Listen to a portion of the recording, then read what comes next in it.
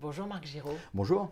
Alors vous avez publié un nouveau livre, parce que vous en publiez souvent, Big Five, sur le retour des grands animaux sauvages, ours, loup, lynx, aigle royal et cerf, entre autres, parce que vous parlez d'autres animaux, c'est chez Delachaux et Niestlé. Parmi l'intelligence de tous ces animaux, tous ces grands prédateurs, on voit leur rapport à la violence. En fait, il y a une forme de ritualisation de la violence, ce qui n'est pas du tout le cas de l'autre prédateur que nous sommes, les humains. Comment ça se passe, la violence chez les animaux? Alors en fait, la sélection naturelle a peaufiné des rituels justement qui permettent, contrairement aux apparences, d'éviter la violence. C'est-à-dire qu'il y a beaucoup de bluffs. Deux chats qui se rencontrent, ça va être tout ça, c'est voilà, mais ça va pas plus loin justement. Ça leur permet d'évaluer leur force. Et les cerfs qui se battent, par exemple, il y a beaucoup de frimes. C'est très masculin même chez les cerfs. Ils roulent les mécaniques comme ça, ils soufflent, ils se passent devant.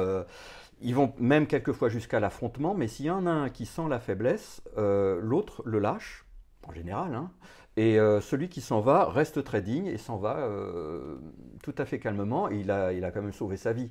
Donc c'est une violence d'apparence, de bluff, mais qui est une grande leçon de pacifisme finalement. On a vu d'ailleurs sur internet une vidéo de deux lynx, c'était impressionnant, qui étaient face à face.